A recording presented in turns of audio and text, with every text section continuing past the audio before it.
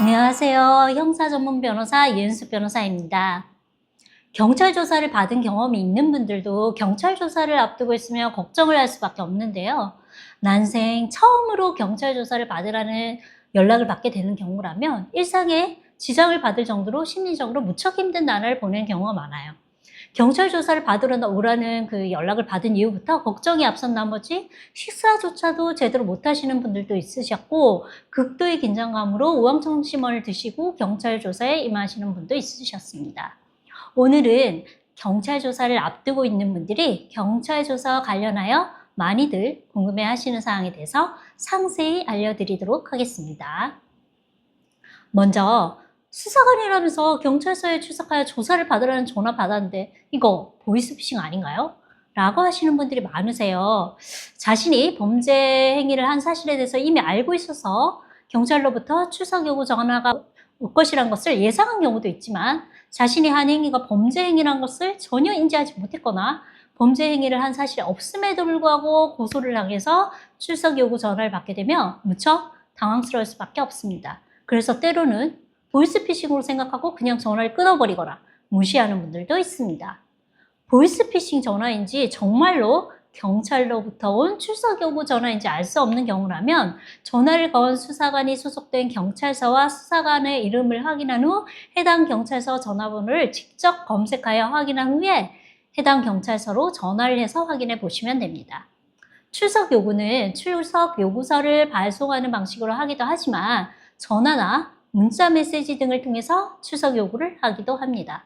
실제로는 전화로 출석 요구를 하는 경우가 많습니다. 정당한 이유 없이 수사기관의 출석 요구에 응하지 않으면 체포영장이 발부되어 체포될 수도 있기 때문에 반드시 경찰서에 확인하는 것이 필요합니다. 경찰 수사관이 출석 요구 전화를 하였을 때 출석 가능한 때가 언제인지 피해자에게 물어서 출석 일자를 정하는 경우도 있지만, 어떤 경우에는 특정 일자에 출석하라고 일방적으로 통보를 하는 경우도 있습니다. 그렇다면 수사관이 일방적으로 통보하는 일자에 무조건 경찰서에 출석해야만 하는 것일까요? 그렇지는 않습니다. 만약 해당 일자에 업무상 이유나 개인적인 사유로 출석이 어렵다면 출석이 가능한 일시로 수사관과 협의하여 정할 수 있습니다.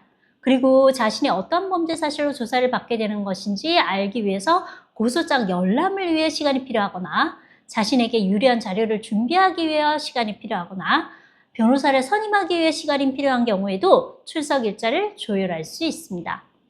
경찰로부터 출석 요구를 받게 되는 경우에 너무 당황스럽고 심리적으로 고통스러워 하루라도 빨리 조사를 받고 그냥 끝내고 싶다라고 하시는 분들도 많으신데요. 매우 간단한 사안에서 범죄 사실을 모두 인정하는 경우가 아니라면 좀 힘들더라도 가급적 방어를 위해 필요한 준비를 마친 상태에서 조사를 받는 것을 권유드립니다. 만약 누군가가 고소를 하여 조사를 받게 된 경우라면 경찰 조사에 앞서 고소장을 열람하는 것이 필요합니다. 고소장을 열람하면 자신이 어떠한 범죄 사실로 조사를 받게 되는지를 알 수 있는데, 고소인의 주장에 대해서 반박할 내용이 있다면 관련 자료나 증거를 준비하는 것이 필요합니다. 고소장은 경찰서 민원실을 방문하여 열람할 수도 있고 인터넷 정보 공개 포털 사이트를 통해서도 열람할 수 있습니다. 경찰 조사를 받기 위해서 경찰서에 출석할 때는 신분증을 지참하시고 사건과 관련하여 필요하다고 생각하는 자료를 가지고 출석하시면 됩니다. 평일에는 업무상 시간을 내기가 어려운데 주말이나 공휴일에 경찰 조사를 받을 수는 없나요? 라고 물으시는 분들이 많은데요. 만약 평일에는 업무로 인하여 도저히 시간을 내기가 어렵다면 경찰 수사관과 일정을 조율하여 주말이나 공휴일에 출석하여 조사를 받을 수도 있습니다. 경찰 수사관은 교대 근무를 하는데 담당 수사관의 비번이나 휴무일에 해당하지 않는 일자에는 주말이나 공휴일에도 경찰 조사가 가능합니다. 경찰 조사에 소요되는 시간이 얼마나 되는지도 많이 궁금해 하시는데요. 사안에 따라 많이 달라서 짧게는 한두 시간 이내에 끝나는 경우도 있고, 길게는 오전부터 조사를 시작해서 중간에 점심 먹고 오후에 이어서 조사를 해서 오후 늦은 시간까지 조사를 하기도 합니다. 수사 준칙에 의하면 대기 시간, 휴식 시간, 식사 시간 등 모든 시간을 합산한 총 조사 시간이 12시간을 초과하지 않도록 해야 한다면서 장시간 조사 제한 규정을 두고 있습니다. 그리고 시간이 다소 걸리더라도 조사를 꼼꼼히 열람하는 것은 매우 중요한데요. 제가 입회한 사안 중에는 복잡한 사안인데다가 수사관에게 수석을 요구할 것이 많아서 조사를 마친 후에 조사를 열람하는 데만 몇 시간이 걸린 사안도 있었습니다. 의견서나 증거 자료는 경찰 조사 전에 제출하는 것이 좋을까요? 경찰 조사 후에 제출하는 것이 좋을까요? 이에 대해서는 사안에 따라 다른데요. 수사관은 범죄 사실을 입증하기 위한 그 질문 위주로 피의자 신문을 진행합니다. 또한 통상은 피의자 조사보다는 피해자 조사가 먼저 이루어지므로 피해자 조사를 통하여 확인한 사실관계를 토대로 피의자 신문을 하게 되는 경우가 많습니다. 따라서 피의자에게 유리한 부분은 피해자가 말하기 전에는 수사관이 알지 못할 수 있습니다. 또한 수사관이 미리 준비해 놓은 그 질문에 대해서 답변을 하다 보면 자신에게 유리한 부분은 미처 진술하지 못한 채 조사를 마치게 되기도 합니다. 따라서 복잡한 사안이거나 사건에 이르게 된 경우에 있어 참작할 점이 많아 사전에 수사관이 이러한 사실관계를 알고 있는 상태에서 조사를 받는 것이 필요한 경우에는 조사를 받기 전에 사전에 의견서나 증거 자료를 제출하는 것이 좋습니다. 그러나 사안에 따라서는 피해자가 당시 술을 마셨다거나 오래전의 일이라 기억이 불분명한 사건도 있습니다. 또는 CCTV나 녹음물을 고소인이 제출하였다거나 수사관이 미리 확보했을 가능성이 있는데 피해자 본인은 CCTV에 어떤 내용이 촬영되어 있는지 자신이 어떤 발언에 녹음되었는지 정확히 알지 못하는 사안도 있을 수 있습니다.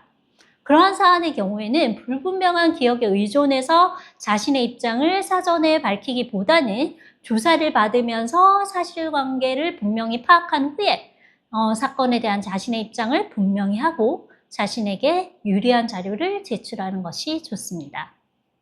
그리고 수사 단계에서는 수사를 종결하기 전에 사전에 피의자에게 언제쯤 종결할 거예요? 라고 종결할 예정이라는 걸 알려주지 않습니다. 생각보다 빨리 처분이 나기도 하고 생각보다 상당히 늦게 처분이 나기도 합니다. 따라서 혹시 중요한 증거자료나 의견서를 제출할 예정이라면 수사관에게 언제까지 증거자료나 의견서를 제출할 예정이라는 점을 반드시 알리도록 하시기 바랍니다. 마지막으로 영상 녹화 제도에 대해서 말씀드리도록 하겠습니다. 영상 녹화 제도는 피의자 신문 과정의 적법성을 보장하고 수사기관의 인권 침해를 방지하며 기억이 명백하지 않은 사항에 대해 영상 녹화물이 기억 환기를 위한 자료로 활용될 수 있도록 하기 위한 제도입니다. 과거보다는 피의자에게 반말을 하거나 모욕적인 언행을 하는 수사관이 많이 줄어들기는 하였습니다. 그러나 최근에도 의뢰인이 저를 선임하기 전에 혼자서 조사받으러 갔을 때는 수사관이 반말과 고성을 하여 원래 수사관은 조사할 때 이렇게 반말과 고성을 하는 게 당연한 줄 알았다고 합니다. 그런데 저를 선임해서 저와 함께 2차 조사를 받으러 가니 수사관의 태도가 너무 달라져서 변호사가 있는 것만으로도 이렇게 다를 줄 몰랐다고 하기도 하셨습니다.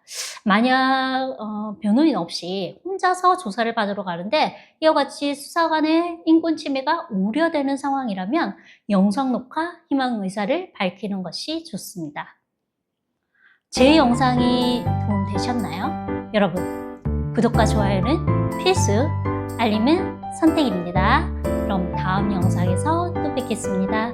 감사합니다.